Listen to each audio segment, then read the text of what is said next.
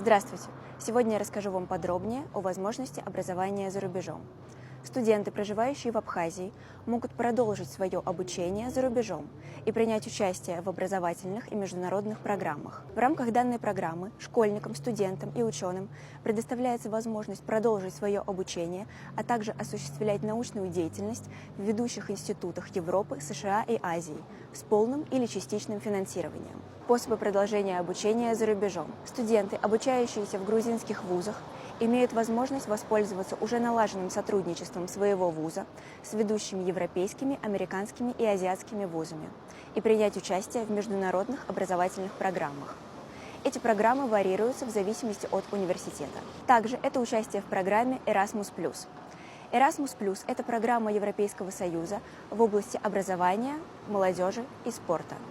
Erasmus+ предусматривает программы обмена для углубления знаний студентов высших учебных заведений, а также для повышения квалификации академического персонала. Программа предусматривает участие в международных магистерских конкурсных программах, а также в мероприятиях Жана Моне, которые посвящены реализации и разработке образовательных программ и исследовательских проектов. Также студенты могут самостоятельно искать желаемые вузы и заявленные стипендиальные программы по всему миру. Для этого можно воспользоваться сайтом государственного министра по вопросам примирения и гражданского равноправия, где постоянно обновляется информация о текущих стипендиальных программах. В случае зачисления в международный вуз и необходимости полного или частичного финансирования студент может оставить заявление в Международном образовательном центре.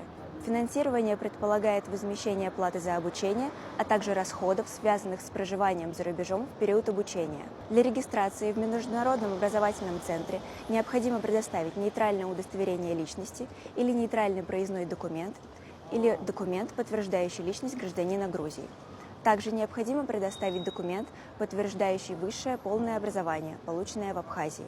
Если у вас остались дополнительные вопросы, вы можете обратиться по телефону горячей линии по номеру 143.